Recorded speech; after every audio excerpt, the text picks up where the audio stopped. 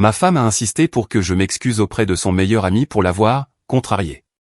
J'ai accepté. On dit que la vengeance est un plat qui se mange froid. Je la préfère passer au micro-ondes et servie lors d'un dîner où tout le monde peut regarder ces salauds s'étouffer avec. Je m'appelle Rick Morrison, et il y a 3 mois, j'avais ce que la plupart des gens appelleraient une vie parfaite. Une belle femme, 2 enfants formidables, une maison à Meadowbrook Heights qui criait « Nous avons réussi !» et un mariage qui semblait solide de l'extérieur. La phrase clé étant « de l'extérieur ». Laura Morrison, ma femme depuis 15 ans, avait toujours été du genre à vouloir que tout paraisse parfait. Une pelouse parfaite, des dîners parfaits, des cartes de Noël parfaites où nous portions tous des pulls assortis et sourions comme si nous avions subi une lobotomie. J'avais l'habitude de plaisanter en disant qu'elle programmerait même ses règles si elle le pouvait. Mais dernièrement, les fissures dans notre façade parfaite commençaient à apparaître, et j'étais fatigué de les colmater.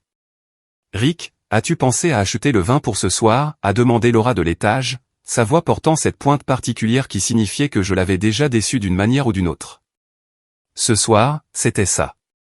Mike Lane et sa femme Rebecca venaient dîner pour la 4e fois ce mois-ci, soit environ 3 fois plus que ce que mon estomac pouvait supporter. Le visage suffisant de Mike et son habitude de m'expliquer mon propre travail étaient de trop. C'est fait, ai-je répondu, regardant les bouteilles de Cabernet trop chères posées sur le comptoir de la cuisine. Le bon, exactement comme tu l'as demandé. Mike Lane était le meilleur ami de Laura depuis l'université. Bien que, meilleur ami, semblait être un terme inadéquat pour quelqu'un qui appelait ma femme à 22 heures pour discuter de ses sentiments concernant son propre mariage. C'était un de ces types qui portait un parfum coûteux pour masquer la puanteur de sa personnalité, un avocat prospère qui conduisait une BMW et traitait chaque conversation comme un contre-interrogatoire. Le pire, c'est qu'il était objectivement beau, dans ce genre de beauté soignée à la Ken qui me donnait envie de vérifier s'il n'y avait rien d'anatomiquement correct là-dessous. Papa, pourquoi maman agit-elle toujours bizarrement quand Monsieur Lane vient? Avant de plonger plus profondément dans cette histoire, j'ai une petite requête. Veuillez vous abonner, laisser un like, commenter et appuyer sur ce bouton de motivation pour booster cette chaîne afin que davantage de personnes puissent découvrir ces incroyables histoires Reddit. Je me suis retourné pour trouver mon fils de 13 ans, Jem, debout dans l'encadrement de la cuisine, manette à la main, l'air vraiment perplexe. Le gamin avait toujours été vif. Trop vif, parfois. Que veux-tu dire par bizarre, ai-je demandé, bien que je savais exactement ce qu'il voulait dire. Genre, elle change de vêtements 3 fois, mais ce parfum qui me fait éternuer, et elle devient toute guillerette. Jem fit une grimace. C'est dégoûtant. Vérité sortie de la bouche des enfants. Ta mère veut juste être une bonne hôtesse, mon pote. Madame Lane a l'air sympa, cependant, a continué Jem. Elle me demande toujours ce que je fais sur mes jeux et elle écoute vraiment, pas comme Monsieur Lane. Rebecca Lane était effectivement gentille, calme, réfléchie, avec le genre d'intelligence qui n'a pas besoin de s'annoncer toutes les 5 minutes. Elle était également complètement invisible aux yeux de son mari, ce qui aurait dû être mon premier indice sur le genre d'homme qu'était Mike. Pourquoi ne vas-tu pas t'installer au sous-sol pour ce soir? Ai-je suggéré. Toi et Chloé pouvez traîner là-bas pendant que les adultes font leurs trucs d'adultes ennuyeux. Jem a hoché la tête et est parti, mais non sans ajouter, Monsieur Lane te parle comme si tu étais stupide, papa. Je n'aime pas ça. Gamin intelligent. Plus intelligent que son vieux, apparemment. Parce qu'il m'a fallu un autre mois pour comprendre ce qui se passait réellement. Laura est descendue vêtue d'une robe noire que je n'avais jamais vue auparavant. Quelque chose qui arrivait avec une fréquence croissante ces jours-ci. Ses cheveux étaient parfaits, son maquillage impeccable, et elle sentait comme si elle s'était baignée dans un parfum coûteux. Comment est-ce que je suis, a-t-elle demandé, faisant un petit tour sur elle-même. Comme si tu essayais d'impressionner quelqu'un, ai-je dit, puis je l'ai immédiatement regretté quand son visage est devenu froid. J'essaie d'être jolie pour nos invités, Rick. Certains d'entre nous se soucient de faire bonne impression. Voilà, la petite pique subtile qui suggérait que je ne m'en souciais pas, que j'étais d'une manière ou d'une autre un mari défaillant parce que je préférais le confort à la mode et l'honnêteté à la performance. La sonnette a retenti avant que je puisse répondre, ce qui était probablement pour le mieux. J'y vais, a dit Laura, lissant sa robe et vérifiant une dernière fois son reflet dans le miroir du couloir. J'ai entendu la voix de Mike avant de le voir. Forte, confiante, le genre de voix qui s'attendait à ce que tout le monde arrête ce qu'il faisait pour faire attention. Laura, tu es absolument époustouflante ce soir. Je suis entré dans le foyer pour trouver Mike tenant les mains de ma femme, la regardant de haut en bas comme s'il évaluait une œuvre d'art qu'il envisageait d'acheter. Rebecca se tenait derrière lui, tenant une bouteille de vin et arborant un sourire poli qui n'atteignait pas tout à fait ses yeux. « Rick » a dit Mike, reconnaissant finalement mon existence avec une poignée de main ferme qui a duré juste un peu trop longtemps. « Content de te voir, mon pote. » Je détestais être appelé « mon pote » par Mike presque autant que je détestais la façon dont il regardait ma femme. Mike. Rebecca. J'ai pris le vin de Rebecca et lui ai offert un sourire sincère. Merci pour ça. Comment vas-tu? Oh, tu sais, a dit Rebecca avec un léger haussement d'épaule. Je suis occupé avec les activités des enfants. Mike travaille tellement ces derniers temps que je le vois à peine. Affaire importante, a dit Mike, sans regarder sa femme. Client de haut niveau. Tu ne comprendrais pas la pression, Rick. Et voilà, le premier commentaire condescendant de la soirée. Nous n'avions même pas encore fini les amuse-gueules. Le dîner fut la performance habituelle. Laura avait fait son célèbre poulet marsala, qui était plutôt bon, même si elle n'avouerait jamais qu'elle tenait la recette de sa mère. Mike dominait la conversation, parlant de ses dossiers, de ses clients, de ses opinions sur tout, de la politique au choix du vin. Tu sais, Rick, a dit Mike, coupant son poulet avec une précision chirurgicale. Laura me parlait de certains problèmes de sécurité dans ta société. On dirait que vous auriez besoin d'une consultation juridique. J'ai jeté un coup d'œil à Laura, qui s'est soudainement intéressée à son verre de vin. Quel problème de sécurité? Oh, juste quelques préoccupations concernant les problèmes de conformité en matière de protection des données, a fait Mike d'un geste de la main dédaigneux. Rien que tu ne puisses gérer, j'en suis sûr. Mais parfois, il est utile d'avoir une perspective professionnelle. Le fait est que nous n'avions aucun problème de sécurité. La sécurité de mon entreprise était sans faille. Je m'en étais assuré. Donc, soit Laura inventait des choses pour donner à Mike une excuse pour me parler de travail, soit elle partageait des informations qu'elle n'aurait pas dû partager. Je pense que nous sommes couverts, ai-je dit prudemment. Mais merci pour l'offre. Mike a souri, mais cela n'avait rien d'amical. Bien sûr, j'essaie juste d'aider un ami. Le reste du dîner s'est déroulé dans un flou de bavardage et de vin. Rebecca s'est enquise des enfants, a complimenté la nourriture et a eu une conversation sincère. Mike faisait la cour, racontait des histoires sur ses victoires juridiques et trouvait des moyens subtils de me faire sentir comme un idiot dans ma propre maison. Mais le vrai spectacle a commencé après le dîner, lorsque nous sommes passés au salon.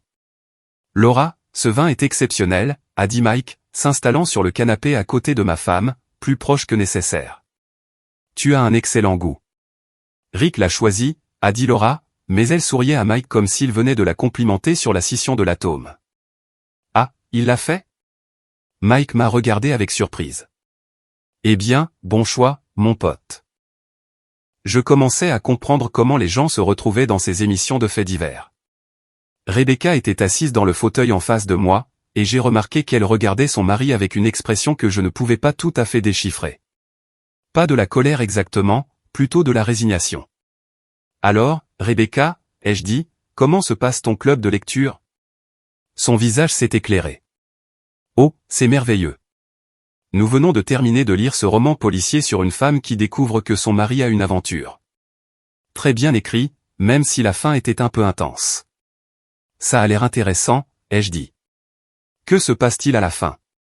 Eh bien, elle prend sa revanche, bien sûr, mais pas de la manière à laquelle on s'attendrait. Rebecca a pris une gorgée de son vin. Elle est très intelligente à ce sujet, très patiente. Mike ne prêtait aucune attention à la discussion littéraire de sa femme. Il était trop occupé à rire de quelque chose que Laura lui avait murmuré. Je devrais probablement partir bientôt, a dit Rebecca, vérifiant sa montre. Levez tôt demain. Oh, mais nous passons un si bon moment, a protesté Laura. Mike était juste en train de me parler de sa nouvelle affaire. Vraiment? La voix de Rebecca était parfaitement agréable, mais il y avait quelque chose en dessous. Il ne discute généralement plus de son travail à la maison. Mike a finalement regardé sa femme. C'est différent.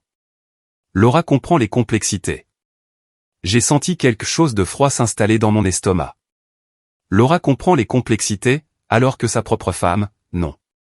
Eh bien, ai-je dit en me levant. C'était amusant, mais Rebecca a raison. Il se fait tard. Mike avait l'air ennuyé d'être pressé, mais il ne pouvait pas argumenter sans paraître impoli. Les adieux ont pris encore 10 minutes avec des promesses de recommencer bientôt et des compliments sur le dîner. Après leur départ, j'ai aidé Laura à nettoyer en silence. Elle fredonnait, oui, fredonnait, tout en chargeant le lave-vaisselle. Bonne soirée, a-t-elle dit finalement. Oui, super. Mike apprécie vraiment d'avoir quelqu'un à qui parler de son travail. Rebecca ne comprend pas vraiment le monde juridique, n'est-ce pas? Parce qu'elle n'est mariée qu'à un avocat. Laura m'a jeté un regard. Ne sois pas sarcastique, Rick. Ça ne te va pas, cette nuit-là, allongé dans mon lit, j'ai fixé le plafond et j'ai essayé de comprendre pourquoi j'avais l'impression de venir de regarder ma femme auditionner pour un rôle dans la vie de quelqu'un d'autre. J'étais sur le point de découvrir que je n'avais pas tort. Le premier véritable indice est arrivé 3 semaines plus tard, et ce n'était même pas quelque chose que je cherchais. Je faisais la lessive, l'une des nombreuses tâches ménagères qui étaient d'une manière ou d'une autre devenues ma responsabilité, quand j'ai trouvé un reçu dans la poche du jean de Laura, le Grand View Hotel, service en chambre pour 2, champagne et fraises. Mardi dernier après-midi. Mardi dernier, Laura m'avait dit qu'elle déjeunait avec sa sœur. Je suis resté là, dans notre buanderie, tenant ce morceau de papier et sentant le fond du monde s'effondrer sous mes pieds. Le Grand View était en centre-ville, cher, le genre d'endroit où l'on allait pour des occasions spéciales, quand on voulait impressionner quelqu'un, ou quand on voulait de l'intimité. Mes mains tremblaient lorsque j'ai pris une photo du reçu avec mon téléphone. Je ne savais pas pourquoi. Un instinct d'autoprotection, peut-être, des preuves pour plus tard lorsque j'aurais besoin de me prouver que cela se produisait vraiment. La chose intelligente à faire aurait été de confronter Laura immédiatement. La chose intelligente aurait été de demander une explication. Lui donner une chance de me dire que c'était innocent, qu'il y avait une explication raisonnable pour laquelle ma femme commandait du champagne et des fraises dans un hôtel un mardi après-midi. Au lieu de cela, j'ai remis le reçu dans sa poche et j'ai fini la lessive. Parce qu'au fond de moi, je savais déjà quelle était l'explication. Je n'étais juste pas prêt à l'entendre. Au cours des jours suivants, j'ai commencé à prêter attention à des choses que j'avais ignorées. Le téléphone de Laura, qu'elle gardait maintenant face cachée et ne laissait jamais sans surveillance. Les nouveaux vêtements qui apparaissaient dans son placard. La façon dont elle avait commencé à travailler tard plus souvent, toujours avec des explications vagues sur des réunions avec des clients et des délais de projet. La façon dont elle avait commencé à prononcer le nom de Mike plus souvent dans des conversations décontractées, comme si elle testait comment ça sonnait. Mike pense que nous devrions refinancer la maison, disait-elle au petit déjeuner. Mike a recommandé ce nouveau restaurant en centre-ville. Mike dit que le marché va bientôt se redresser. Depuis quand Mike était-il notre conseiller financier, critique de restaurant et prévisionniste économique? J'ai commencé à tenir une liste sur mon téléphone. Pas parce que je planifiais quelque chose de précis, juste parce que j'avais besoin d'organiser le chaos dans ma tête. Date, heure, incohérence dans ces histoires. La liste s'allongeait chaque jour. Puis vint la nuit qui changea tout. Laura était sous la douche et son téléphone chargeait sur la table de chevet. Il a vibré avec un message texte et l'aperçu est apparu sur l'écran de verrouillage. Hâte de te voir demain. Même endroit, même heure. J'ai fixé ce message jusqu'à ce que l'écran s'éteigne. Puis j'ai fixé l'écran noir jusqu'à ce que j'entende la douche s'arrêter.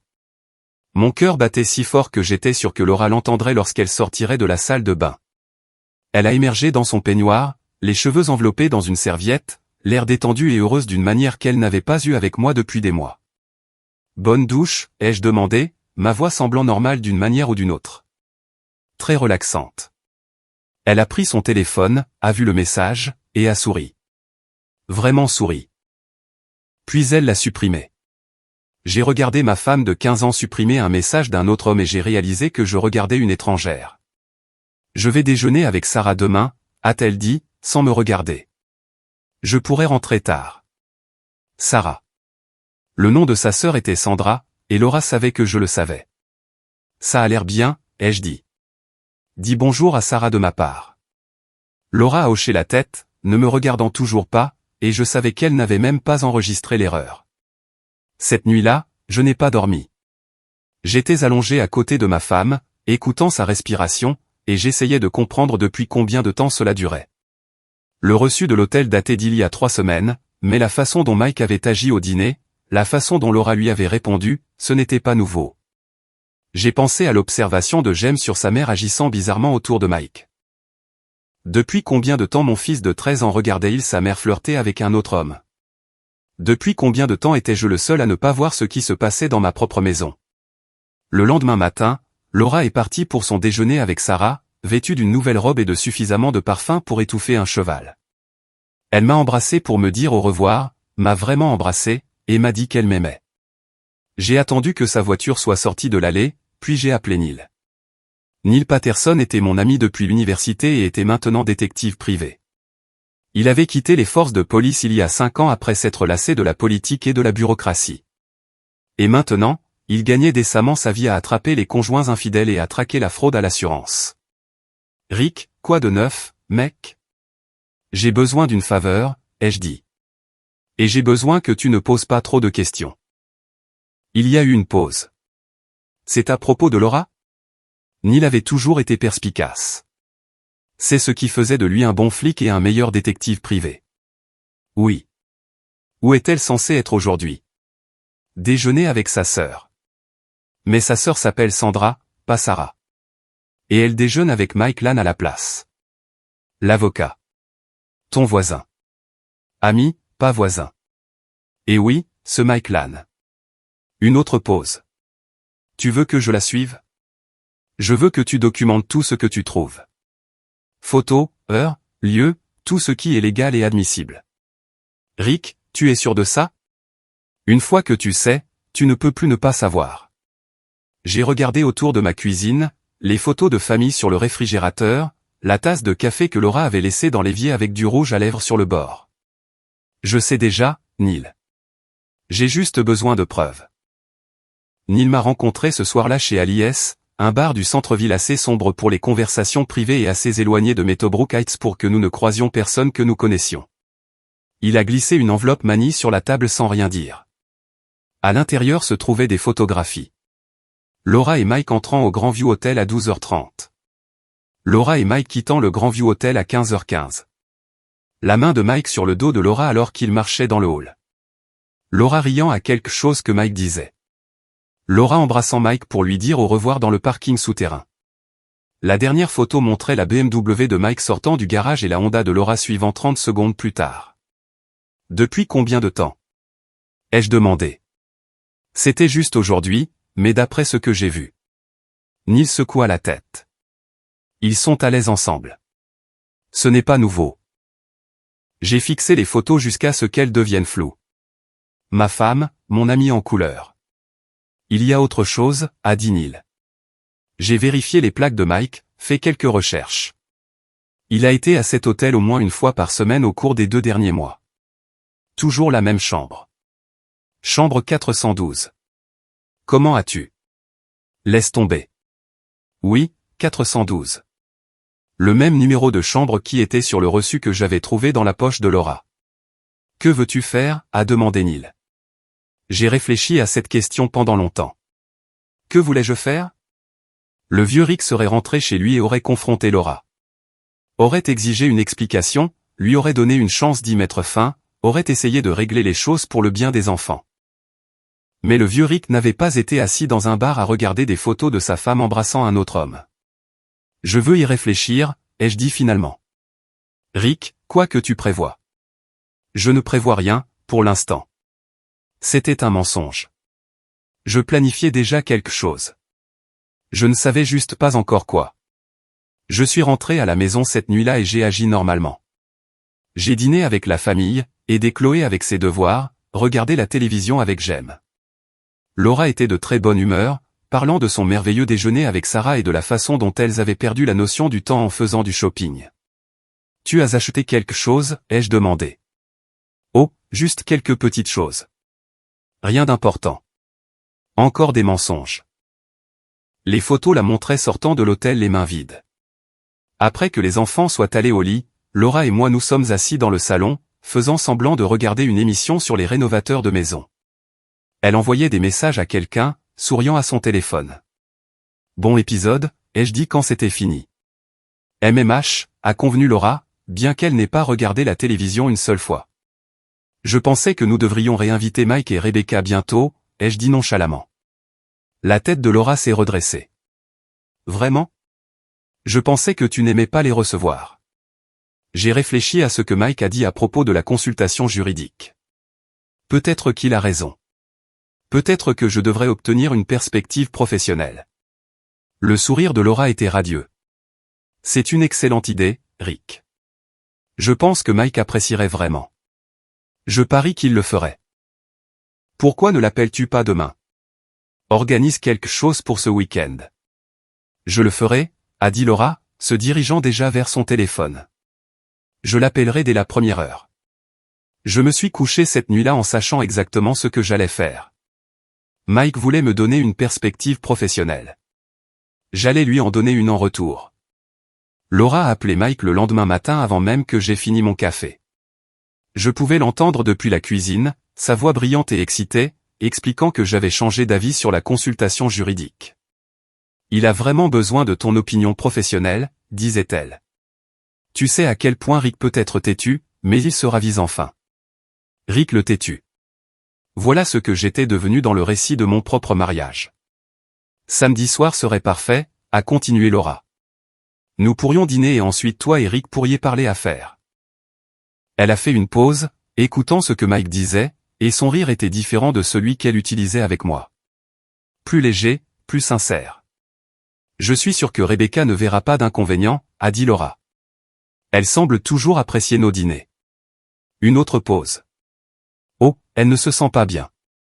C'est dommage. Eh bien, peut-être la prochaine fois. J'ai senti un sourire froid se propager sur mon visage. Rebecca ne se sentait pas bien, ou Mike ne voulait pas que sa femme soit là pendant qu'il jouait à la maison avec la mienne. Non, non, viens seul alors. Laura disait, Rick a vraiment besoin de tes conseils, et nous ne pouvons pas laisser le mal de tête de Rebecca nuire aux affaires. Quand elle a raccroché, Laura rayonnait pratiquement. Bonne nouvelle, a-t-elle annoncé. Mike peut venir samedi soir. Rebecca ne se sent pas bien, donc ce ne sera que lui. Dommage pour Rebecca, ai-je dit. Je l'aime bien. Oh, elle ira bien. Probablement juste un mal de tête ou quelque chose. Laura s'est affairée à nettoyer la cuisine déjà propre, fredonnant la même mélodie qu'elle avait fredonnée après leur dernier dîner ensemble. J'ai passé le reste de la semaine à me préparer. Pas pour le dîner, mais pour ce qui allait se passer après le dîner. D'abord, j'ai appelé Rebecca. Bonjour, Rebecca. C'est Rick Morrison. Comment te sens-tu? Il y a eu une pause. Je me sens bien, Rick. Pourquoi cette question? Laura a mentionné que tu n'allais pas bien, que tu ne pouvais pas venir dîner samedi soir. Une autre pause, plus longue cette fois. Je n'étais pas au courant que nous avions été invités à dîner samedi soir. Bingo. Oh, ai-je dit, injectant de la confusion dans ma voix. Peut-être que j'ai mal compris. Mike vient pour une consultation d'affaires, et Laura a mentionné que tu ne te sentais pas assez bien pour nous rejoindre. Je vois. La voix de Rebecca était soigneusement neutre.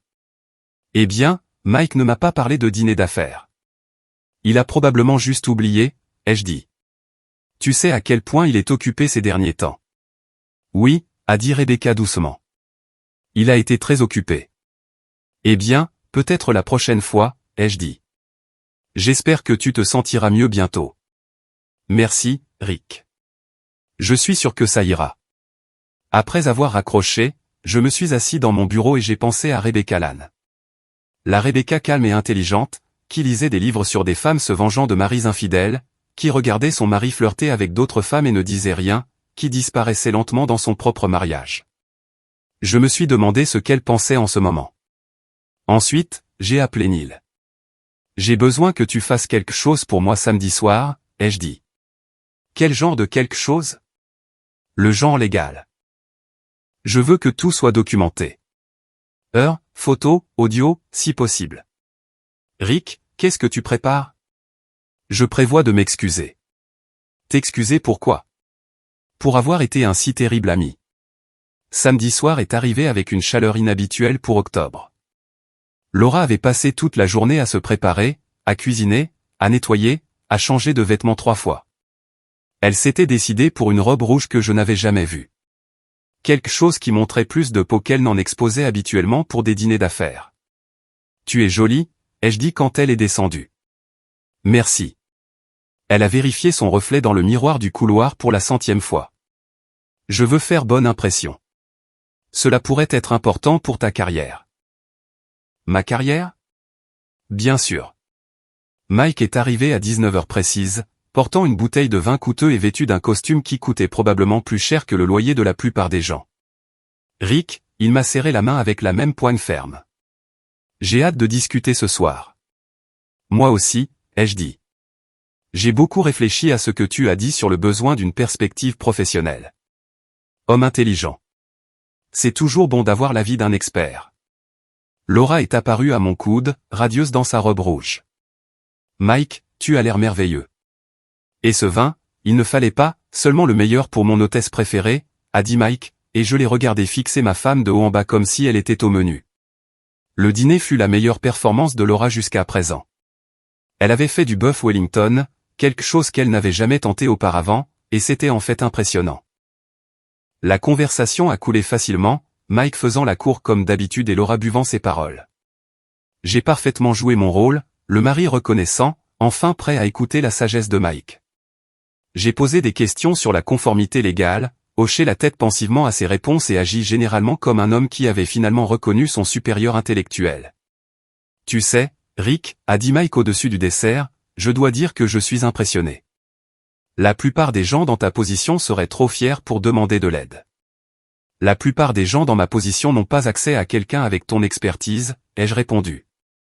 Mike a opiné du chef. Laura rayonnait. Je comptais les minutes jusqu'à l'heure du spectacle. Après le dîner, nous sommes passés au salon. Laura a servi du café et du cognac, puis s'est excusée pour nettoyer la cuisine, bien que j'ai remarqué qu'elle prenait son temps, trouvant des raisons de passer devant l'embrasure de la porte du salon toutes les quelques minutes. Alors, a dit Mike, s'installant dans mon fauteuil préféré avec son cognac. Parle-moi de ses préoccupations de sécurité. Eh bien, ai-je commencé. C'est intéressant que tu aies mentionné la sécurité, parce que j'ai eu quelques préoccupations à ce sujet dernièrement. Oh, quel genre de préoccupations? Sécurité personnelle, surtout. Tu sais comment c'est. Tu penses que tu peux faire confiance aux gens les plus proches de toi et puis tu découvres que tu ne peux pas, le sourire de Mike a légèrement vacillé. Je ne suis pas sûr de comprendre. Oh, je pense que si. J'ai sorti mon téléphone et ouvert la galerie de photos. Je pense que vous suivez parfaitement. J'ai tourné le téléphone vers lui, lui montrant la première photo que Neil avait prise. Mike et Laura entrant au Grand View Hotel. Mike est devenu très immobile. Rick, je peux expliquer. Le pouvez-vous? J'ai glissé vers la photo suivante. La main de Mike sur le dos de Laura. Parce que j'aimerais entendre l'explication pour ça. Ce n'est pas ce que ça a l'air d'être. Vraiment? Encore un glissement. Laura embrassant Mike pour lui dire au revoir. À quoi ça ressemble, selon vous? Mike a posé son cognac avec des mains tremblantes. Rick, tu dois comprendre. Oh, je comprends parfaitement. Je me suis levé, tenant toujours le téléphone. Je comprends que ma femme couche avec mon ami depuis au moins 2 mois. Je comprends que vous êtes entré chez moi, avez mangé ma nourriture et vous êtes moqué de moi dans mon dos. Je comprends que vous êtes tous les deux des menteurs et des tricheurs. Rick, s'il te plaît, laisse-moi expliquer. Expliquer quoi? Expliquer comment vous avez convaincu ma femme de trahir sa famille. Expliquez comment vous m'avez regardé dans les yeux et m'avez appelé mon pote pendant que vous baisiez ma femme. Expliquez comment vous allez en parler à votre femme? Mike est devenu pâle. Tu ne peux pas le dire à Rebecca. Elle n'a pas besoin de le savoir, n'est-ce pas? Je pense qu'elle a le droit de savoir quel genre d'homme elle a épousé. Rick, s'il te plaît, pense à ce que cela ferait à nos familles, aux enfants. Je pense aux enfants. Mes enfants qui ont regardé leur mère agir comme une adolescente amoureuse autour d'un autre homme. Laura est apparue dans l'embrasure de la porte, attirée par le bruit des voix qui s'élevaient. Elle a jeté un coup d'œil à mon téléphone, au visage de Mike, et a su que le jeu était terminé. Rick, a-t-elle dit doucement. Laura, timing parfait. Mike était sur le point de m'expliquer comment tout cela n'est qu'un gros malentendu. Laura est entrée dans la pièce, le visage pâle, mais le menton levé de manière provocante. Depuis combien de temps sais-tu? Assez longtemps. La question est, depuis combien de temps ça dure? Rick, je n'ai jamais voulu que cela arrive, mais c'est arrivé. Encore et encore. Tous les mardis pendant 2 mois, selon les dossiers de l'hôtel. Mike s'est levé brusquement. Je devrais y aller. Asseyez-vous, ai-je dit, et quelque chose dans ma voix l'a fait obéir. Nous n'avons pas fini ici. Que veux-tu? A demandé Laura. Ce que je veux? J'ai ri et cela ne ressemblait pas à un son agréable. Je veux ma femme de retour. Je veux mon ami de retour. Je veux les 2 derniers mois de ma vie. Mais comme je ne peux avoir aucune de ces choses, je me contenterai d'excuses. Rick, a commencé Mike, pas de ta part, d'elle. J'ai regardé Laura. Je veux que tu t'excuses auprès de moi, auprès des enfants et auprès de Rebecca. Rebecca n'a pas à le savoir, a dit rapidement Laura. Oh, mais si. Elle le doit absolument, parce que, vous voyez, j'ai appelé Rebecca plus tôt cette semaine, je lui ai demandé comment elle se sentait, j'ai mentionné qu'elle ne venait pas dîner parce qu'elle était malade. Le visage de Mike est devenu blanc. Chose amusante, ai-je continué. Rebecca n'avait aucune idée de ce dont je parlais. Ne savait rien d'un dîner d'affaires. N'était pas malade du tout. Espèce d'enfoiré, a murmuré Mike. Non, Mike. C'est vous l'enfoiré. Je ne suis que le mari qui a compris. Laura pleurait maintenant, le mascara coulant sur ses joues. Rick, s'il te plaît. Nous pouvons arranger ça. Nous pouvons aller en thérapie. Nous pouvons. Nous pouvons divorcer, ai-je dit calmement. Et Mike peut expliquer à Rebecca pourquoi leur mariage est également terminé. S'il te plaît, a dit Mike, ne fais pas ça. Pense à ce que tu détruis. Je ne détruis rien. Vous l'avez déjà fait. J'ai marché jusqu'à la porte d'entrée et je l'ai ouverte. Je pense qu'il est temps pour vous de partir, Mike. Rentrez chez votre femme. Dites-lui la vérité ou non. Elle le découvrira assez tôt de toute façon. Mike a regardé Laura, puis moi, puis à nouveau Laura. Ce n'est pas fini, a-t-il dit. Si, ai-je dit. Ça l'est. Après le départ de Mike, Laura et moi sommes restés dans notre salon et nous nous sommes regardés à travers les décombres de notre mariage. Que se passe-t-il maintenant? A-t-elle demandé. Maintenant, tu fais une valise et tu vas rester chez ta sœur, la vraie, Sandra. Et tu réfléchis si tu veux essayer de sauver ce mariage ou si tu préfères être avec Mike. Je te choisis, a-t-elle dit rapidement. Je choisis notre famille. Vraiment? Parce que vous avez eu beaucoup d'occasions de nous choisir au cours des 2 derniers mois. Et vous avez choisi Mike à chaque fois. Laura sanglotait maintenant, pleurant de façon laide, ce qui faisait couler son maquillage en traînées noires sur son visage. Je suis désolé. Je suis tellement désolé. C'était une erreur. Ça ne voulait rien dire. Ça voulait tout dire. J'ai dit, ça signifiait que nos vœux de mariage n'avaient pas d'importance pour toi. Ça signifiait que nos enfants n'avaient pas d'importance pour toi. Ça signifiait que je n'avais pas d'importance pour toi. Ce n'est pas vrai. Alors pourquoi l'as-tu fait? Laura a ouvert la bouche, puis l'a refermée. Elle n'avait pas de réponse, ou du moins aucune réponse qui pourrait améliorer quoi que ce soit. Fais une valise, ai-je répété. Nous réglerons le reste plus tard. Après le départ de Laura, je me suis versé un grand verre de whisky et je me suis assis dans mon salon, entouré des preuves de notre vie parfaite. Photos de famille, œuvres d'art des enfants sur le réfrigérateur, les restes du dîner que Laura avait cuisiné pour impressionner son amant. Mon téléphone a vibré avec un SMS de Neil. Comment ça s'est passé? J'ai répondu, phase 1 terminée. Phase 1. J'ai regardé les photos sur mon téléphone, j'ai pensé au visage de Mike quand il a réalisé que je savais.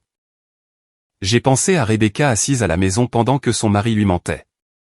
Ce n'est que le début, ai-je tapé. Et c'était le cas. Rebecca Lann m'a appelé le lendemain matin à 8 heures. Rick, j'espère que je n'appelle pas trop tôt. Pas du tout, Rebecca. Comment vas-tu? Il y a eu une longue pause. Mike est rentré hier soir et m'a parlé de votre conversation. Vous a-t-il tout dit? Une autre pause.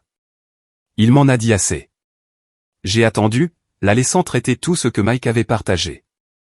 J'avais le sentiment que sa version des événements avait été fortement éditée. Rick, j'ai besoin de te demander quelque chose, et j'ai besoin que tu sois honnête avec moi. Bien sûr. Depuis combien de temps le sais-tu? Environ une semaine, mais je suppose que ça dure depuis plus longtemps que ça. 2 mois, a dit Rebecca doucement. J'ai trouvé des reçus d'hôtel il y a 2 mois. J'ai confronté Mike à ce sujet et il a dit que c'était pour des réunions avec des clients. Tu savais? Je me doutais, mais se douter et savoir sont 2 choses différentes. Sa voix était ferme, mais je pouvais entendre la douleur en dessous. Puis-je demander comment tu l'as découvert? Je lui ai parlé du reçu, de l'enquête de Neil, des photos. Je n'ai épargné aucun détail. Elle méritait de savoir exactement ce que son mari avait fait. Je vois, a-t-elle dit quand j'ai fini. Et Laura, comment gère-t-elle ça? Elle reste chez sa sœur pour l'instant. Nous n'avons pas décidé ce qui allait suivre. Mais tu as décidé pour Mike et moi. Ce n'était pas une question.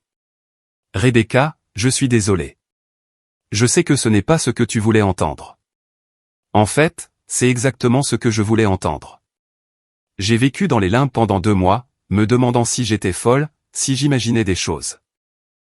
Au moins, maintenant je sais. Il y avait quelque chose dans sa voix que j'ai reconnu. La même colère froide qui s'était accumulée en moi la semaine dernière. Qu'est-ce que tu vas faire? Ai-je demandé. Qu'est-ce que tu vas faire? Honnêtement, je ne sais pas encore. Eh bien, a dit Rebecca, quand tu auras trouvé, fais-le-moi savoir. Je pourrais vouloir aider. Après que Rebecca ait raccroché, j'ai fait du café et j'ai essayé de comprendre ce que je ressentais. Soulagement que la vérité soit enfin révélée. Colère que cela ait mis autant de temps à faire surface. Satisfaction que Mike et Laura subissent enfin les conséquences. Probablement tout cela à la fois. Jem est descendu vers 9 heures, l'air confus. Papa, où est maman? Elle reste chez tante Sandra pendant quelques jours. Pourquoi? J'ai regardé mon fils de 13 ans et j'ai essayé de déterminer la quantité de vérité qu'il pouvait gérer. Maman et moi avons quelques problèmes en ce moment. Nous avons besoin de temps séparés pour régler les choses. Jem a hoché la tête lentement. C'est à cause de Monsieur Lan? La question m'a frappé comme un coup de poing dans l'estomac. Qu'est-ce qui te fait demander ça? Je ne suis pas stupide, papa. Je vois comment maman agit autour de lui. Et hier soir, je vous ai entendu vous disputer à son sujet. Je me suis assis à la table de la cuisine et j'ai fait signe à Jem de me rejoindre. Que as-tu entendu? Pas tout, mais assez. Jem avait l'air plus vieux que ses 13 ans. Est-ce que maman et toi allez divorcer?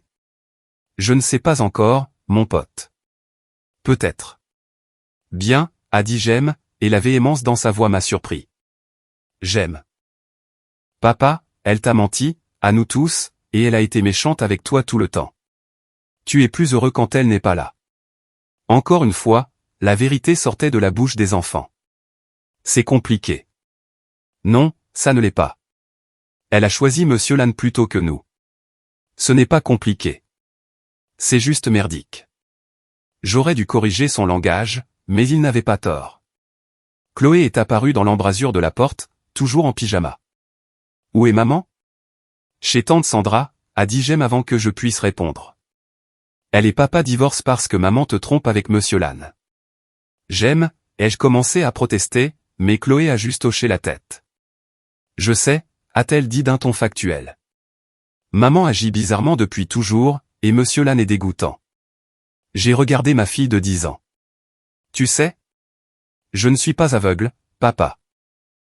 Maman devient toute guillerette autour de lui et met son parfum sophistiqué, et il la regarde comme Tommy Brennan regarde les biscuits à la cafétéria.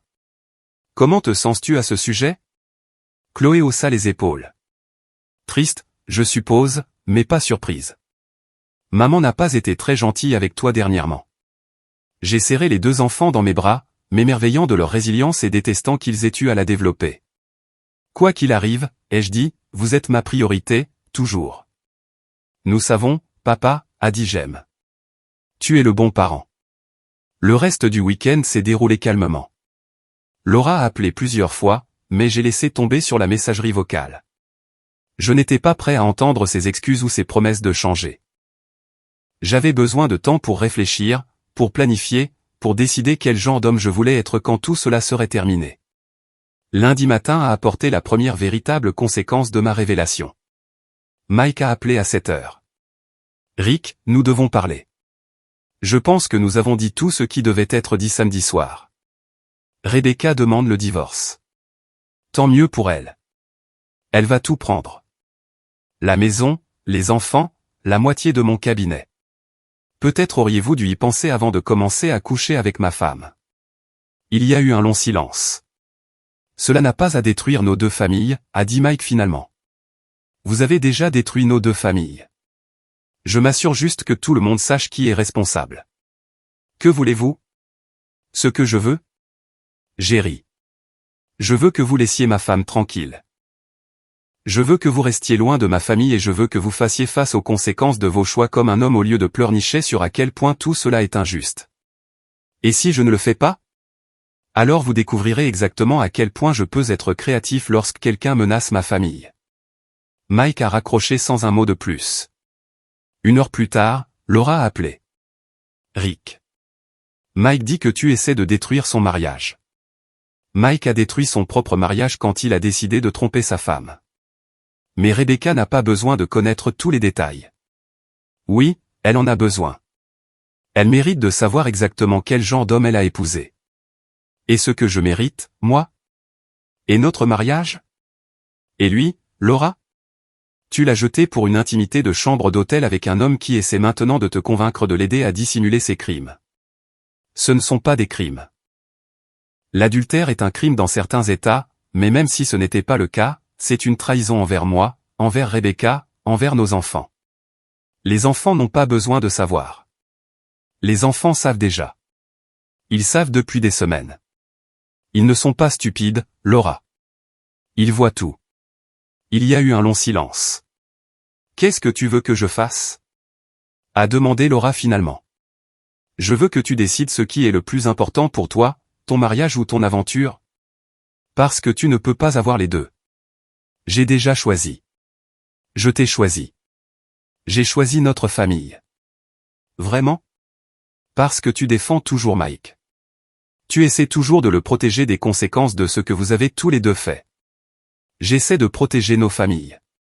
Tu essaies de te protéger toi-même. Il y a une différence.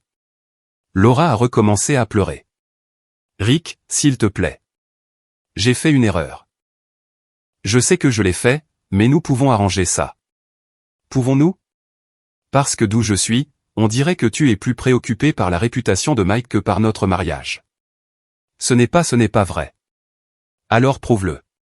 Coupe tout contact avec Mike. Aide Rebecca dans son divorce. Montre-moi que tu comprends ce que tu as fait et que tu es prête à faire face aux conséquences. Je ne peux pas témoigner contre Mike dans son divorce. Pourquoi pas? Il n'a eu aucun problème à témoigner contre notre mariage quand il te baisait dans des chambres d'hôtel. Un autre long silence. J'ai besoin de temps pour réfléchir, a dit Laura finalement.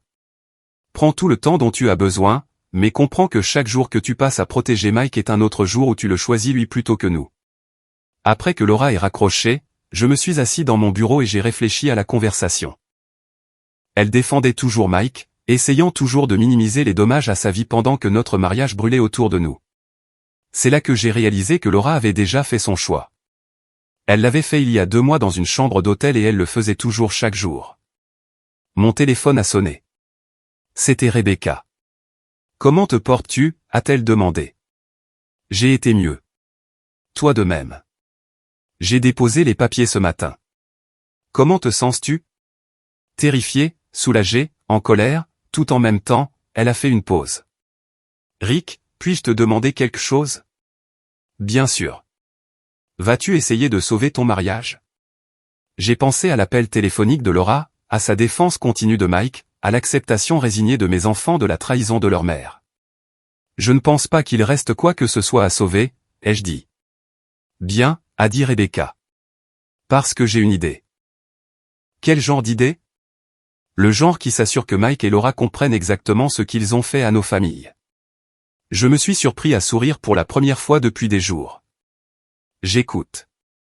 Rebecca et moi nous sommes rencontrés pour prendre un café mardi matin dans un endroit appelé The Grain, assez loin de Meadowbrook Heights pour que nous ne croisions personne de notre cercle social. Elle avait l'air différente de tout ce que je l'avais vu. Fatiguée mais déterminée. Il y avait un acier dans ses yeux que je ne pensais pas que Mike ait jamais pris la peine de remarquer. « Merci de m'avoir rencontré », a-t-elle dit alors que je m'asseyais avec mon café. « Merci d'avoir appelé. Je dois admettre que je suis curieux à propos de cette idée de la tienne. » Rebecca a ouvert un porte-documents en cuir et a sorti une pile de papier. J'ai été occupé depuis que nous avons parlé hier. Dossier bancaire, relevé de carte de crédit, reçu d'hôtel, relevé téléphonique. J'ai regardé les documents étalés sur la table. Comment as-tu obtenu tout ça? Je suis sur tous les comptes. Mike n'a jamais pris la peine de cacher quoi que ce soit parce qu'il ne pensait pas que je faisais attention. Son sourire était vif.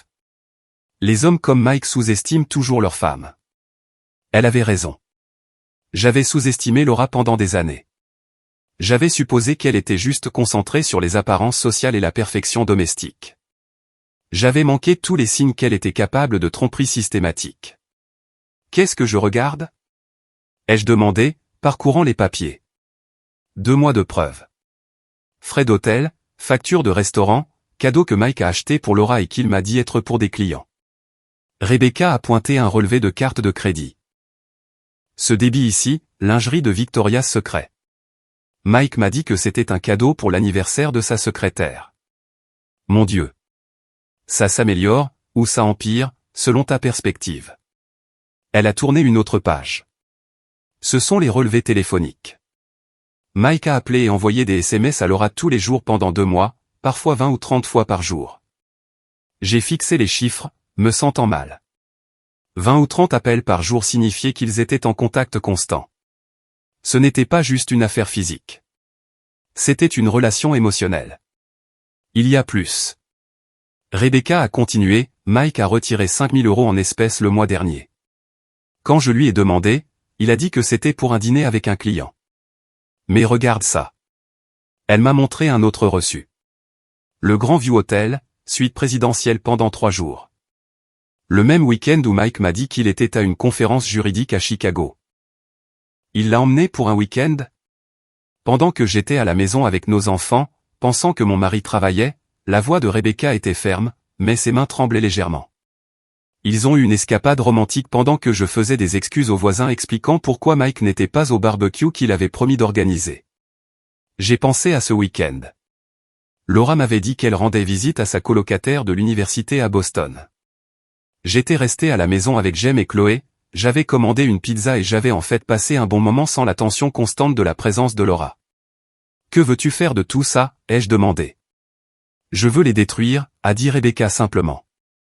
Pas physiquement, pas illégalement, mais je veux qu'ils fassent face aux pleines conséquences de ce qu'ils ont fait. Je veux que tout le monde sache quel genre de personnes ils sont vraiment. Tout le monde. Leurs amis, leurs collègues, leurs familles, tous ceux qui ont été dupés par leur performance. J'ai regardé Rebecca, la Rebecca calme et négligée, et j'ai réalisé que je l'avais sous-estimée aussi. Que as-tu en tête? Rebecca a souri, et ce n'était pas une expression agréable. Mike est candidat au poste d'associé dans son cabinet d'avocat le mois prochain. C'est la plus grande étape de sa carrière. Il y travaille depuis 5 ans. Et les associés chez Whitman, Kessler et associés ont une très mauvaise opinion de la turpitude morale, surtout quand cela implique l'utilisation abusive des ressources de l'entreprise à des fins personnelles. Elle m'a montré un autre ensemble de documents. Mike a utilisé sa carte de crédit de l'entreprise pour certains de ses frais d'hôtel, affirmant qu'il s'agissait de réunions avec des clients. Mais j'ai la preuve qu'il était avec Laura, pas des clients. C'est une fraude. C'est certainement une violation de la politique de l'entreprise, le genre qui disqualifierait quelqu'un de la candidature au partenariat. Je commençais à comprendre le plan de Rebecca, et je devais admirer son élégance. Et Laura? Ai-je demandé. Laura travaille dans les relations publiques, n'est-ce pas? Chez Brennan et Associés, mais oui, relations publiques. Comment penses-tu que ses clients se sentiraient si leur responsable des relations publiques était impliqué dans un scandale d'adultère très public? J'ai pensé au plus grand client de Laura, une organisation de valeurs familiales qui promouvait le mariage traditionnel et les politiques sociales conservatrices. L'ironie serait délicieuse si elle n'était pas si dévastatrice. Tu as vraiment réfléchi à ça, ai-je dit. J'ai eu 2 mois pour y réfléchir. 2 mois à me demander si j'étais folle, si j'imaginais des choses, si j'étais une femme terrible de soupçonner mon mari. La voix de Rebecca s'est durcie. J'en ai fini de me demander. J'en ai fini de chercher des excuses. J'en ai fini d'être la femme compréhensive qui fait semblant de ne pas remarquer quand son mari rentre à la maison sentant le parfum d'une autre femme. De quoi as-tu besoin de moi? J'ai besoin des photos que ton ami a prises. J'ai besoin que tu documentes tout contact entre Mike et Laura à l'avenir. Et j'ai besoin que tu sois prêt à fournir un témoignage si nécessaire. Témoignage pourquoi? La procédure de divorce, évidemment, mais aussi pour la plainte que je dépose auprès de l'Ordre des avocats de l'État. Je l'ai regardé. L'Ordre des avocats? L'adultère est considéré comme une conduite indigne d'un avocat dans cet État. Mike pourrait faire face à des sanctions professionnelles, y compris la suspension ou la radiation. Rebecca avait fait ses devoirs. Ce n'était pas juste de la vengeance. C'était de la destruction systématique. Je veux agir rapidement avant qu'ils n'aient la chance de coordonner leurs histoires ou de cacher des preuves. Et tes enfants? Pour la première fois, le calme de Rebecca s'est légèrement fissuré. Mes enfants vivent avec un père qui leur ment tous les jours, qui manque leurs événements scolaires parce qu'il est avec une autre femme, qui traite leur mère comme si elle était invisible. Elle a redressé ses épaules. Ils méritent mieux que ça. J'ai pensé à Jem et Chloé, à leur acceptation factuelle de la trahison de leur mère, à la façon dont ils avaient dit que j'étais le bon parent. D'accord, ai-je dit. Je suis partant. Rebecca a souri, et cette fois c'était sincère. Merci, Rick. Je ne pouvais pas faire ça seul. Tu n'es plus seul. Nous avons passé l'heure suivante à planifier. Rebecca déposerait la plainte auprès du cabinet d'avocats de Mike et de l'Ordre des avocats de l'État jeudi. Je contacterai l'employeur de Laura avec la documentation de son aventure. Nous coordonnerions le timing pour assurer un impact maximum et une opportunité minimale de contrôle des dommages. Encore une chose, a dit Rebecca alors que nous nous préparions à partir. Je pense que nous devrions dire la vérité à nos enfants. D'une manière appropriée à leur âge, mais honnêtement. Ils en savent déjà la majeure partie. Bien. Ils ne devraient plus avoir à porter le fardeau des mensonges de leurs parents. Alors que je rentrais chez moi, j'ai pensé à la conversation. Rebecca avait raison. Nos enfants portaient le fardeau de la tromperie de nos conjoints depuis des mois. Ils regardaient les mariages de leurs parents se désintégrer tout en prétendant que tout était normal. Cela prenait fin maintenant. Laura a appelé cet après-midi-là. Rick, j'ai réfléchi à ce que tu as dit hier. Et tu as raison. Je dois choisir et je choisis notre famille. Qu'est-ce que cela signifie concrètement? Cela signifie que je coupe tout contact avec Mike. Cela signifie que je ferai tout ce dont tu as besoin pour sauver notre mariage, y compris témoigner dans le divorce de Rebecca. Il y a eu une longue pause. Si c'est ce qu'il faut. Oui. Y compris la divulgation complète à nos familles et amis de ce qui s'est passé. Une autre pause. Rick, devons-nous vraiment étaler notre linge sale en public? Laura, le linge est déjà sale. La question est de savoir si nous allons être honnêtes sur la façon dont il est devenu ainsi. Mais pense aux enfants. Les enfants savent déjà. Ils savent depuis des semaines. Ils ne sont pas stupides et ils sont fatigués de faire semblant. Qu'est-ce que tu veux dire, ils savent? Je lui ai parlé de mes conversations avec Jem et Chloé, de leur acceptation résignée de sa trahison, de leur soulagement que la vérité soit enfin révélée. Oh, mon Dieu, a murmuré Laura. Ils doivent me haïr.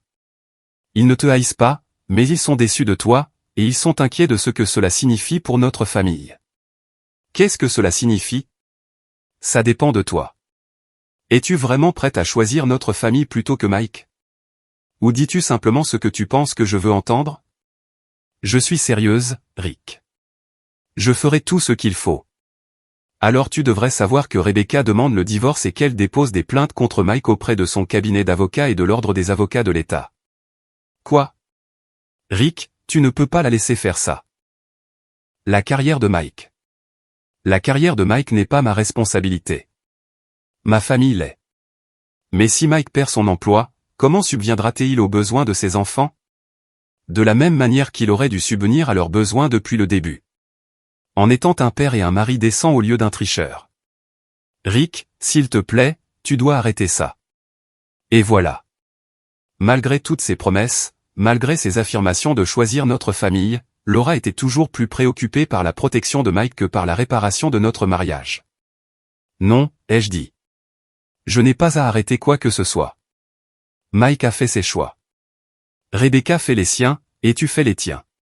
Que veux-tu dire? Je veux dire que tu viens de choisir Mike à nouveau. Même après tout ce qui s'est passé, même après avoir promis de faire passer notre famille en premier, ton premier instinct est de le protéger. Ce n'est pas. Je ne suis pas, si, tu le es. Tu es plus inquiète pour la carrière de Mike que pour le bien-être émotionnel de nos enfants. Tu es plus préoccupée par sa réputation que par les dommages que tu as causés à notre mariage. Laura pleurait à nouveau. Je ne sais pas ce que tu attends de moi. Je veux que tu arrêtes de me mentir, à toi-même, à nos enfants. Je veux que tu fasses face à la vérité sur ce que tu as fait et que tu acceptes les conséquences. Et si je fais ça, si j'arrête de défendre Mike et que je me concentre sur notre famille, pouvons-nous sauver notre mariage? J'ai regardé autour de ma maison, notre maison, les photos de famille et les œuvres d'art des enfants et les restes de 15 ans passés ensemble. Je ne sais pas, ai-je dit honnêtement, mais continuer à mentir et à défendre Mike y mettra définitivement fin.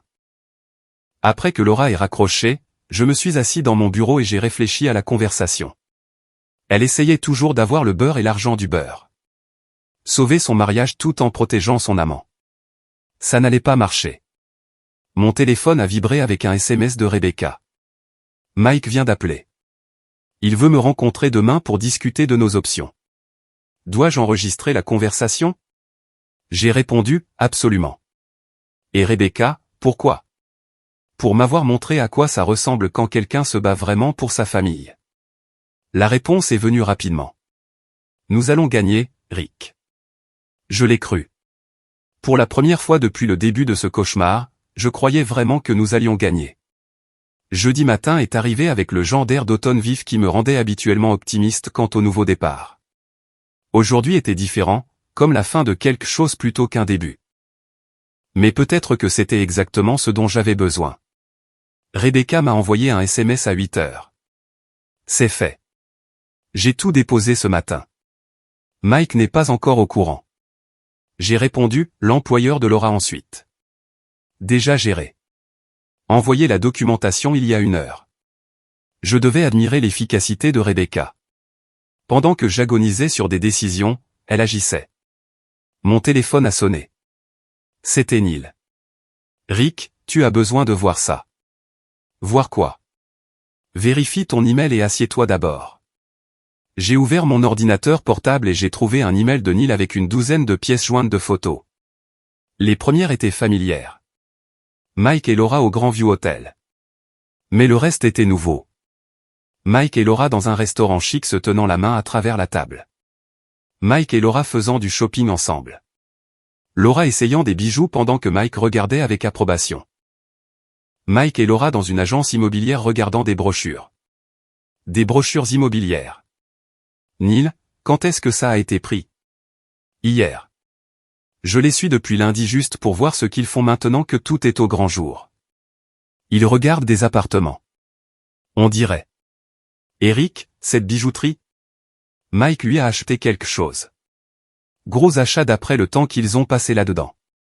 J'ai fixé les photos, sentant la dernière de mes illusions s'effondrer. Alors que Laura m'appelait, me promettant de choisir notre famille, elle faisait du shopping pour des appartements et des bijoux avec Mike. Il y a plus, a dit Neil. J'ai suivi Mike chez lui hier soir. Il a fait 2 valises et les a chargées dans sa voiture. Il a quitté Rebecca. On dirait.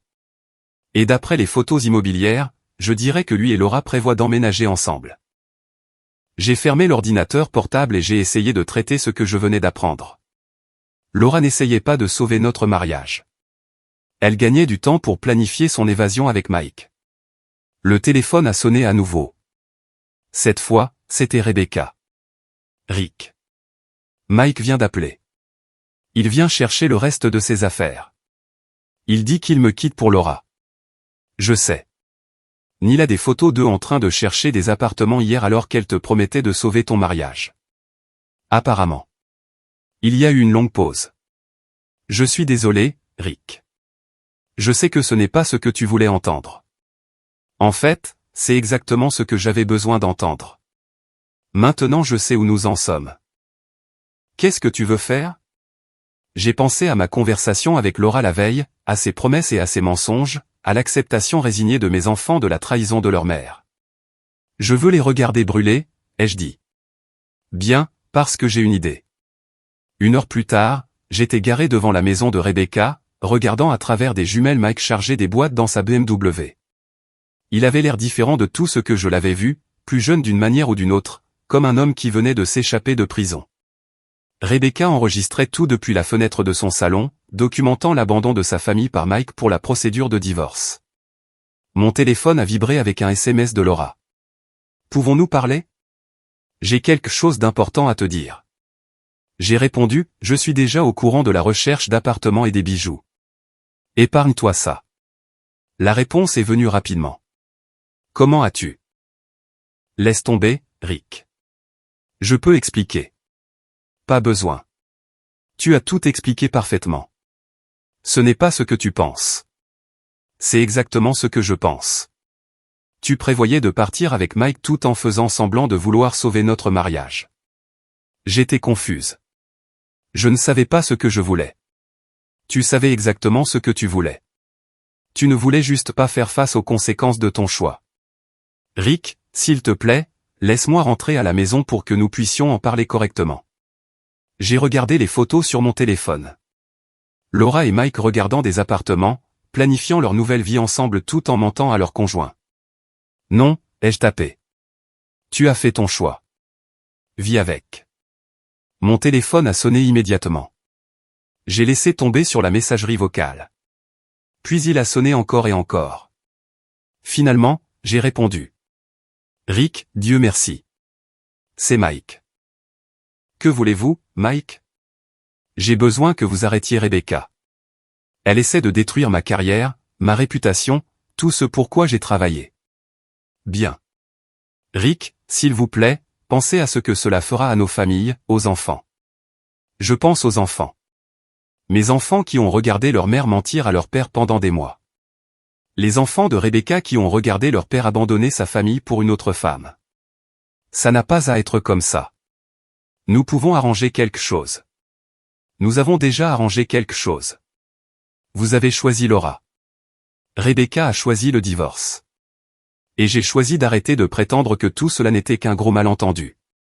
Mais mon travail, mon partenariat. Vous auriez dû y penser avant de commencer à coucher avec ma femme. Rick, je sais que vous êtes en colère, mais... Je ne suis plus en colère, Mike. J'ai fini.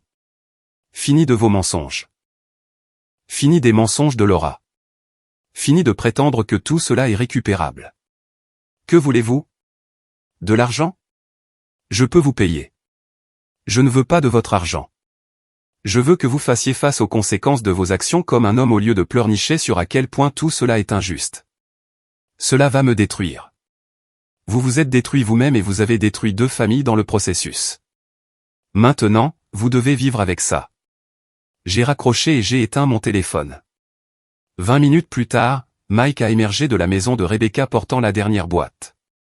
Il l'a chargée dans sa voiture, puis s'est tenu dans l'allée un instant, regardant la maison qu'il avait partagée avec sa famille pendant 10 ans. Rebecca est apparue dans l'embrasure de la porte. Même de l'autre côté de la rue, je pouvais la voir se tenir droite et grande, regardant son mari partir. Mike lui a dit quelque chose. Elle a secoué la tête et a fermé la porte. Mike est resté là 1 minute de plus, puis est monté dans sa voiture et est parti. Mon téléphone a vibré avec un SMS de Rebecca. C'est fait. Il est parti. J'ai traversé la rue et j'ai frappé à sa porte. Comment tiens-tu le coup, ai-je demandé quand elle a répondu. Mieux que prévu. Elle avait l'air fatiguée mais déterminée. Il a essayé de me blâmer, a dit que j'étais froide et insensible, qu'il se sentait négligé. Que lui as-tu dit? Je lui ai dit que négliger son conjoint ne justifie pas de le trahir. Et je lui ai dit qu'il découvrirait assez tôt à quoi ressemblent de vraies conséquences. Les plaintes devraient arriver à son bureau cet après-midi. L'ordre des avocats prendra plus de temps, mais le cabinet agira rapidement. Ils ne peuvent pas se permettre d'avoir un associé impliqué dans un scandale d'adultère public. Et le travail de Laura? J'ai envoyé tout à son superviseur ce matin. Photos, reçus d'hôtel, relevés de cartes de crédit montrant des achats personnels pendant les heures de travail de l'entreprise. J'ai ressenti une satisfaction sombre. L'employeur de Laura était une firme de relations publiques conservatrice spécialisée dans les clients des valeurs familiales. Un scandale d'adultère serait un suicide professionnel. Et les enfants? Ai-je demandé. Je leur ai dit la vérité. Que leur père a choisi de nous quitter pour une autre femme et qu'il devra vivre avec les conséquences de ce choix. Comment l'ont-ils pris? Mieux que prévu. Je pense qu'ils attendaient que quelqu'un soit enfin honnête avec eux. Nous nous sommes tenus dans son embrasure de porte, deux personnes dont les mariages venaient de se terminer, et j'ai réalisé que je me sentais plus léger que je ne l'avais été depuis des mois. Rebecca, puis-je te demander quelque chose? Bien sûr. Regrettes-tu? Quoi que ce soit. Elle a réfléchi un instant. Je regrette qu'il m'ait fallu si longtemps pour arrêter de chercher des excuses pour lui. Je regrette que mes enfants aient dû regarder leur père mentir à leur mère pendant des mois. Mais est-ce que je regrette d'avoir exposé la vérité? Est-ce que je regrette d'avoir forcé Mike à faire face aux conséquences de ses actions? Elle a souri, et c'était la première expression vraiment heureuse que j'avais vue d'elle depuis des mois. Pas une seule seconde. Mon téléphone a vibré avec un appel d'un numéro inconnu. Je l'ai ignoré. Puis il a vibré encore et encore. Finalement, j'ai répondu. Rick, Dieu merci. C'est Mike. Que voulez-vous, Mike? J'ai besoin que vous arrêtiez Rebecca. Elle essaie de détruire ma carrière, ma réputation, tout ce pourquoi j'ai travaillé. Bien. Rick, s'il vous plaît, pensez à ce que cela fera à nos familles, aux enfants. Je pense aux enfants. Mes enfants qui ont regardé leur mère mentir à leur père pendant des mois. Les enfants de Rebecca qui ont regardé leur père abandonner sa famille pour une autre femme. Ça n'a pas à être comme ça. Nous pouvons arranger quelque chose. Nous avons déjà arrangé quelque chose. Vous avez choisi Laura. Rebecca a choisi le divorce. Et j'ai choisi d'arrêter de prétendre que tout cela n'était qu'un gros malentendu. Mais mon emploi, mon partenariat. Vous auriez dû y penser avant de commencer à coucher avec ma femme. Rick, je sais que vous êtes en colère, mais... Je ne suis plus en colère, Mike. J'ai fini. Fini de vos mensonges. Fini des mensonges de Laura. Fini de prétendre que tout cela est récupérable. Que voulez-vous? De l'argent? Je peux vous payer. Je ne veux pas de votre argent. Je veux que vous fassiez face aux conséquences de vos actions comme un homme au lieu de pleurnicher sur à quel point tout cela est injuste. Cela va me détruire. Vous vous êtes détruit vous-même et vous avez détruit 2 familles dans le processus. Maintenant, vous devez vivre avec ça. J'ai raccroché et j'ai éteint mon téléphone à nouveau. Rebecca me regardait avec quelque chose qui ressemblait à de l'admiration. Tu te sens mieux? A-t-elle demandé. En fait, oui. Bien, parce que nous n'avons pas encore fini. Que veux-tu dire? Rebecca a souri et c'était vif et dangereux et beau. Demain, c'est le gala de charité de Meadowbrook Heights, le plus grand événement social de l'année. Tout le monde sera là. Tous nos amis, tous nos voisins, tous ceux qui ont regardé nos mariages parfaits et se sont demandé comment nous faisions. Et je pense qu'il est temps qu'ils découvrent la vérité. J'ai regardé Rebecca, la Rebecca brillante et sous-estimée, et j'ai réalisé qu'elle avait absolument raison. Que as-tu en tête? Des excuses publiques de nous deux. L'un envers l'autre, envers nos enfants, et envers tous ceux à qui l'on a menti. Tu veux tout exposer devant tout le monde. Je veux contrôler le récit. Je veux m'assurer que tout le monde sache exactement ce qui s'est passé et qui est responsable. J'ai pensé au gala de charité, à toutes les personnes qui regardaient nos mariages et enviaient notre bonheur apparent. Ils seront là, ai-je dit. Mike et Laura. Je compte dessus. Ce sera nucléaire. Bien. Il est temps pour une honnêteté nucléaire. J'ai regardé Rebecca debout dans son embrasure de porte, planifiant la destruction complète de la réputation de son ex-mari, et j'ai réalisé que je n'avais jamais été aussi attiré par quelqu'un de ma vie. D'accord, ai-je dit. Faisons-le. Vraiment? Vraiment. Mais Rebecca. Oui. Après demain soir, il n'y aura plus de retour en arrière. Tout le monde saura tout. Tant mieux, a-t-elle dit. Je suis fatiguée des secrets. Moi aussi.